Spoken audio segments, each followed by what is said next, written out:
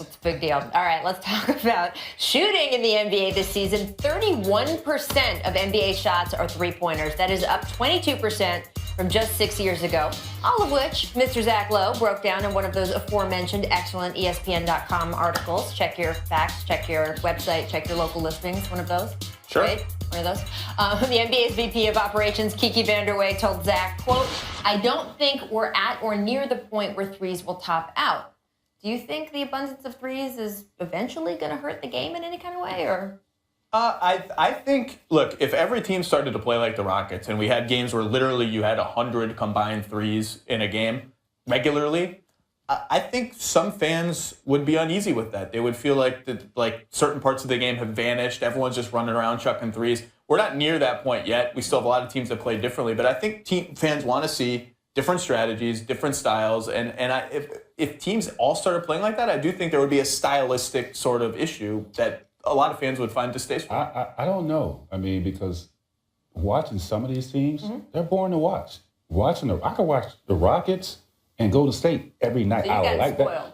I like that style of play. It's more exciting. They're good, though. They are. Now, Can you watch trying to do that? No, I can't watch it. I mean, you just saw Russ check a three that was so happy. Style they have, I can't watch You it. want to watch the Brooklyn Nets shoot 45 threes? I don't even like to watch them now. So.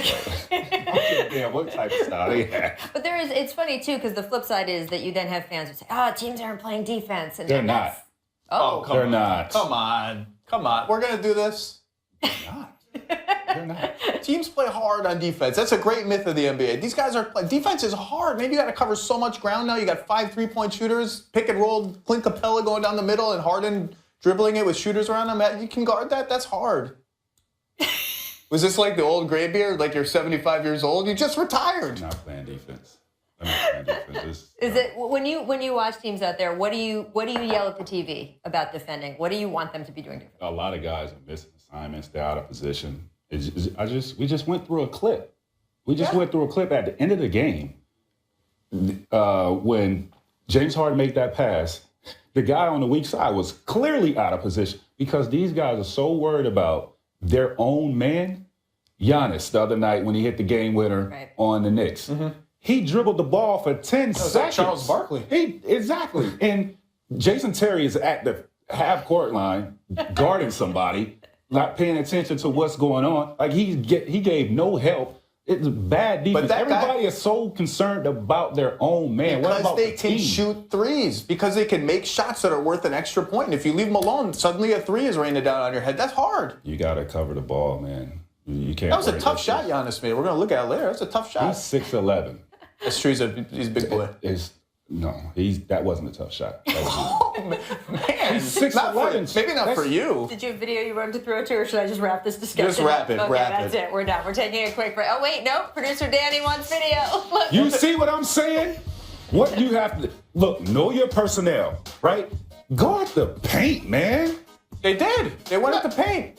You talking about the defense? That was terrible. Well, defense. that's what we're going to see more of. The defense say, okay, we're gonna err on the side of guarding the three instead of guarding the rim. I'm so worried about the corner three. Yes, you got to guard, but you got to come on. You got to be up there already. He's so indecisive. He doesn't know what to do right there. He's following what the coach says in Utah. The coach says in Utah, we give up a contested layup before we give up a corner three that's open. That's the instructions. That's terrible. Well, I'm just telling you what it is. 3 is more than 2. I'm just going to put that back out there. We have to take a quick break, but first, here's our distant replay from this date in 1984, before some of our production staff was born, I was informed. That's annoying. The human highlight reel, Dominique Wilkins. Take a look. Down low for Dominique. Baseline drive. Oh, man. Did you see that jam? I don't know how. Well, they have a statue of this man outside the arena. Get out of his How do you go home to your boys after you do that to them? You just got to shake your head when you see them, man. Guys, we have known for a while that the Cavaliers needed to make a move, and boy, did GM David Griffin pull it off with this impending trade for Kyle Korver. It's hard to overstate what a good fit this is. Take a look at Korver's shot chart. That is a lot of red, fire-hot red, and it's only going to get redder. Yeah, that's a word. I made it a word. With a passer like LeBron setting him up. Think Ray Allen in Miami, except a little younger, really. So think of what would have happened if the Heat and LeBron had gotten the Boston version of Ray Allen. Yeah, Korver is also an excellent passer himself, a decent off-ball defender, knows how to set a screen, and at 35 years old, he has the maturity to fall seamlessly in with a team that is hell-bent on pursuing another championship. If the NBA really has become an arms race between the Warriors and the Cavaliers, this is Cleveland's answer to the super death lineup.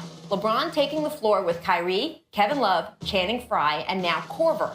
All four of those guys are shooting around 40% from three or better.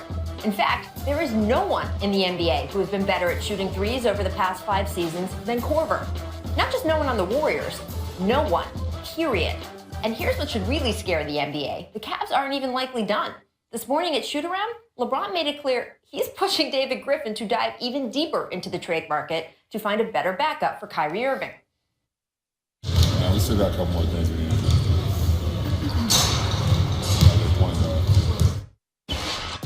He said, that's the last time I'll say it. We need a point guard. Now, back at the start of the NBA season, Vegas had Cleveland as 3-1 odds to repeat as champions. As of this morning, those odds are down to 7-4. Of course, if you look, Golden State still higher on that tote board. And until that changes, well, look out. The Cavs are on the move. So, guys, it's obvious this gives some separation between Cleveland and the rest of the East. But, Tracy, when you look at the even bigger picture of where they are in the conference, how big a move is this for the Cavs? I like this Korver? move, considering that he's playing with LeBron James. I thought him in the playoffs with Atlanta, he didn't get a lot of wide open looks, so he struggled in the playoffs with those guys. But having him playing with LeBron James would have him have so many open shots. Decent on the defensive end. I remember, he was with Utah and he tried to guard me a couple times and I had to, dunk on him. But long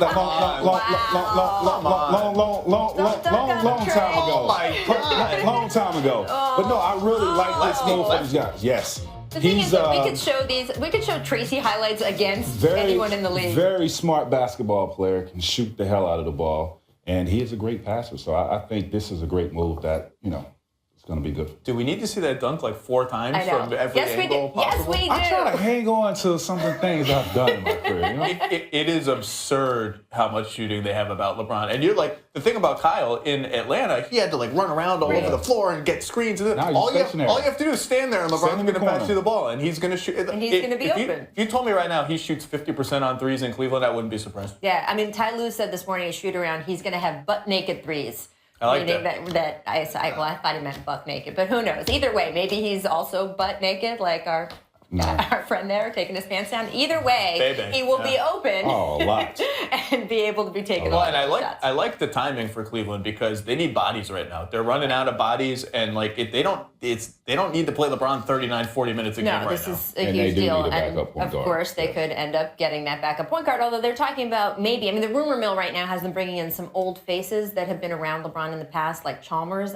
I don't know how I feel about that move. Would that make you happy? I love that move. Really? Absolutely. If he could get in game, if he gets in, that's what worries and get in game shape. It'd be phenomenal. Injury recovery. What do you think? If he's healthy, if he's 80%, 90% of what he was before the Achilles tear, why not? He fits. LeBron knows him. He knows how to play off LeBron. But look, this is the backup point guard market. It's not none of these names are going to excite you. Rondo. No, that makes sense. It's been a long layoff for him. Rondo. So I guess we'll have to see how it does. Let's also talk about the next domino here. The Hawks, now that they've sent Korver to the team they were supposedly facing in the East. That couldn't say rebuild more loudly, guys, right? If they put lights above the door. So the next question is, what happens to All-Star forward Paul Millsap? Ramona Shelburne reporting interested teams are being told he'd want around $35 million per year for 4 years once he becomes a free agent this summer. So that may limit who wants to deal for him now. Zach, where do you see Millsap? Hold on, 35 per year. Per year. 35 per year. Yeah, you just retired. I don't know why you're like. Remember all those dunks we showed earlier? You might want to get back into that. Eating paper is not going to turn back time, my friend. Look, but that's a real thing. Like if you're trading for him and you're giving up real stuff, you got to decide: can we pay him? Do we want to pay him? And is he actually going to stay? Because I'm not going to give up something for a rental. I think we're all rooting for Toronto, right? Like the Atlanta should just subsidize the Eastern Conference Finals. Just here you go. Everyone just load up.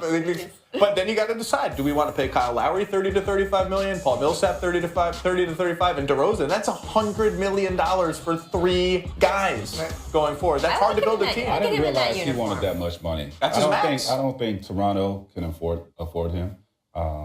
That being said, I would love to see him in Milwaukee. Toronto is the ideal place because them reaching the Eastern Conference Finals last year, and I think they will probably get back this year. That's their need. We started the week talking about They're this. Their weak at the biggest 3 need and is 4 right there at power position. forward. They started the dude to pull his pants down at power forward last night. Bebe is not ready for this. He will look good in a Milwaukee Bucks uniform, playing with Giannis.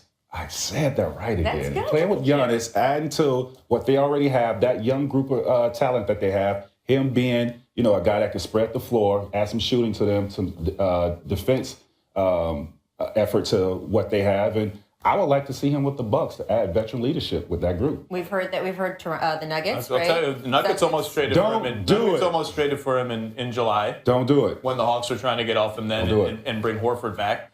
I think Washington's looking around. They're desperate to make the playoffs. I think New Orleans is looking at him. Does he work with Anthony Davis? Can we make salary work? There's a bunch of these. Sacramento's all hell-bent. Let's get in the playoffs and get swept. Let's do it. I believe that's the motto. Let's get in the playoffs and get swept. They're going to make T-shirts. Why don't you think the Nuggets shouldn't get near him?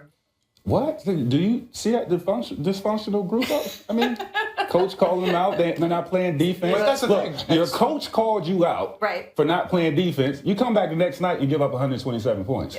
But isn't that why at some point, don't you have to get serious? The Nuggets have been this they're young, they're interesting, they win 33 games every year, they have all these trade chips. At some point, don't you have to do something? You have to do something, but as a player, I'm not doing it for him. I'm not helping him. Right. Well, that's the thing. Will he stay there? Will he stay there? Right. No. I mean, Toronto, to me, is still the most interesting, and I do think you pay all those guys if you can work out the numbers. It's going to cost you a Valanciunas or a Carroll and pieces of your depth. I'm okay with it costing you Valanciunas. You get an all-star. You get another all-star. And look, this is your window if you're Toronto. This backcourt is not going to be around forever, and if all franchises know that you don't get this lucky for this long, I mean, look, they went 20 years with only one playoff win, right? I agree with that. They should be all in right now. Everyone's they'll still be an underdog if they get Millsap, but you know what? So what? The whole point of being in the NBA is to try to win when you have a chance. And as we saw with the Warriors, someone gets injured for part of the playoffs, and you never know what can happen. So Toronto, make a move. We want to see it. T-Dot. First Take now on ESPN, weekdays at 10 a.m. Eastern. And we've got a great doubleheader tonight on ESPN. Knicks, Bucks, and then Grizzlies, Warriors. All right, guys, the situation developing in Atlanta. The GM, Wes Wilcox, spoke at a fan event. He was speaking to some season ticket holders. It got a little bit contentious. And then this is what he said to them. He said, quote, "I know you guys may be angry with me, but I'm used to it because I have a black wife and 3 mixed kids. So I'm used to people being angry and argumentative." Of course, Atlanta has a very difficult recent history with this. Danny Ferry was eventually let go from the franchise after making some racially charged comments. Tracy, when you hear this, that he has since apologized. They've had a meeting with the fan who was involved. This is a family show, right? This is so disrespectful to all black women out there that you're going to put, yes, you are married to a black woman, but that doesn't mean you degrade all the other black women out here. Or your wife. Or your wife. I mean, I'm black. I'm married to a black. There's no way I'll say that about my wife because she is not that type. You don't get that card to say that. I'm sorry. Yes, you are married to a black woman. You are white, but you don't get that card to state something like that. Yeah. I mean, we are going to have to see how this develops. Obviously, the franchise is a sensitive issue around Atlanta. Yeah, I think he meant that other people came. I don't care how he meant it. I don't care how he meant it. It's true. And the apology came after a couple steps. You would want that apology to have come right away. So use your words, man. I mean, Use your words, is this Barbara. something you think is going to develop further, Trace? Hopefully so. Yeah, I hope it does. If they got Danny Ferry out for making racial comments, I mean, it's no different. Given the history there, it's an awkward choice of words at the very least. Yeah. Well, we'll keep an eye on it, of course. That is it from LA this week. We will see you on Monday with more Jump, and Tracy's going to show off why he should be getting that $35 million contract.